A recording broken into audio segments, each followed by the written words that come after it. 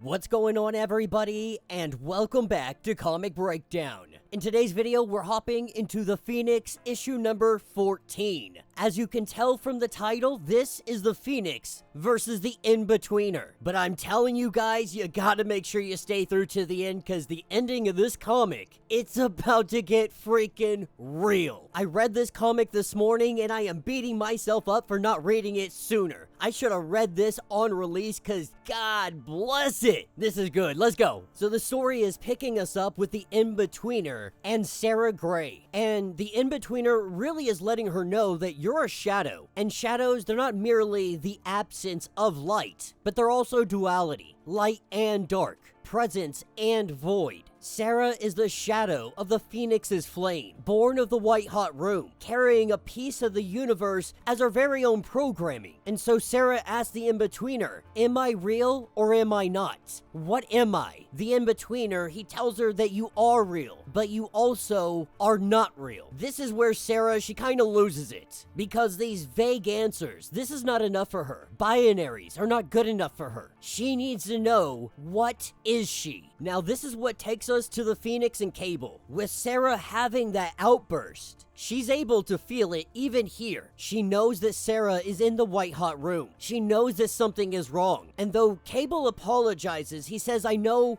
this isn't necessarily how you wanted things to go, but this is the way that things have to be done, and I'm sorry for what you have to do. But the Phoenix, she lets him know that you haven't mistaken. You misunderstand my intention. I'm the Phoenix. If the universe doesn't want to accept Sarah Gray as an entity in this universe, I'll force it. Now, as we hop many years ago, we pick up with Sarah and Jean as young children. Upstate New York, they go into an abandoned building. They go down into the basement and they start playing with the Ouija board. Now, while these kids sit here and play with it, this is one of the first times that we see her powers activated. When the lights go out, it's as if someone is speaking through Jean. And Sarah, she shakes her. She tries to snap her out of it, and the other kids, they're a little freaked out. But Sarah's able to play this off like it's nothing more than a prank. And thinking back on this, Jean thinks about how she's always been afraid. Afraid when her friend had died and her powers trapped her in her own mind. After Professor Xavier tried to teach her how to use those powers. After she fought evil mutants as Marvel Girl. But this was never because she feared her own power. It's because it felt like a relief. With the Phoenix making it to the white-hot room. This is where she runs into the Inbetweener, thinking that letting the Phoenix take over, having this power, it felt like relief, exhaling a breath. But she's done with that. And with the Inbetweener here, she tells him that you don't belong here. Though he would argue that he belongs everywhere. That he has a right to be here. It is his job to preserve the equilibrium of all opposing forces in the universe. And Jean Grey has upset that equilibrium. But Jean, she refuses to back down. She goes toe-to-toe with the Inbetweener, pushing him back, knocking him to the ground. But the Inbetweener is telling her that you don't get to bend the universe to your will. In her rage, she says, why not? That I command the stars, the heart of the universe beats in my chest. But I have been so afraid to assert my own will. I have seen so much death, so much taken from me. The universe is going to accept this. The universe is going to do this. That I will change the universe, even if it's for one being. This is when the Inbetweener lets her know that if you want to do this, if you want to continue down this path, that one life, it has a cost. And if you're no longer willing to help maintain the balance of the cosmos, then everybody is going to be here to stop you. This is where we have Continuum show up, Eternity, Lord Chaos, the Preordained, the Living Tribunal, Oblivion, Master Order, and Infinity. All of them show up and they are opposing Jean Grey. Because today, the gods are here to witness Jean Grey set things right. They are here to witness the removal of Sarah Gray from existence. Now, obviously, Jean, she wants to stand opposed to this. She's been a hero. She's always done the right thing, even when she's scared, even when it cost her everything. And today she just wants this one thing. She wants this one thing to not be stripped away from her. But in this moment, even Sarah tells her that I understand. I understand what you need to do. When Jean says that she won't do it, that she can't do it, the gods tell her that even as the Phoenix, you can't stand opposed to us all. But the Phoenix isn't gonna have to, because tonight she's not on her own. Here in the white hot room, we see all of the Phoenix hosts that have transcended the physical world,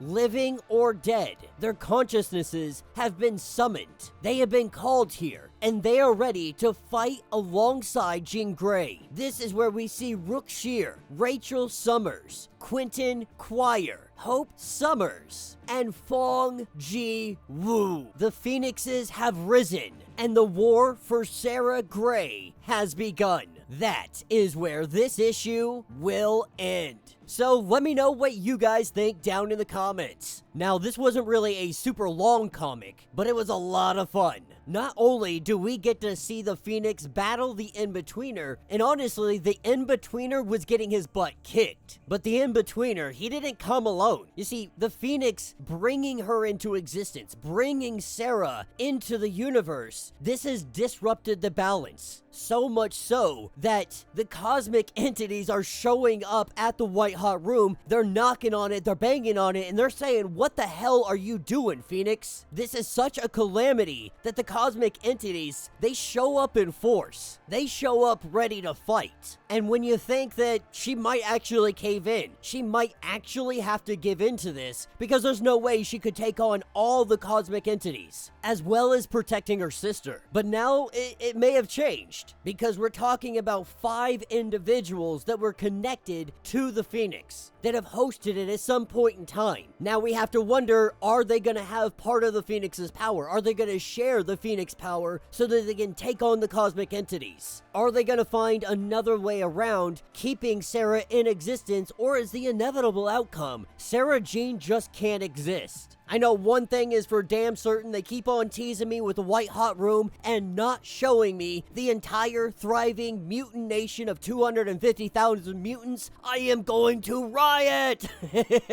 I'm gonna riot! I need to see it. Which, speaking of, I'm covering X-Men today. Make sure you guys check it out, because the X-Men, they're gonna be headed to Morocco. But let me know what you guys think. Let me know your thoughts. Let me know your theories. If you want to get caught up on everything that has been going on with this series, check out the link in my description as well as the top of this video. It's gonna get you completely caught up on everything that is going on with this series. If you would like to support the channel, you can always do so by joining the channel membership. Much like Patreon, having multiple different tiers. From $1 to $50, got tons of perks, tons of options, tons of ways for you to support the channel if you so choose to do so. But if you can't do that, the free way to help us out that helps us out so much, simply subscribing to the channel, liking this video, and ringing that notification bell so you don't miss any of the content we have coming out. With that being said, until the next breakdown.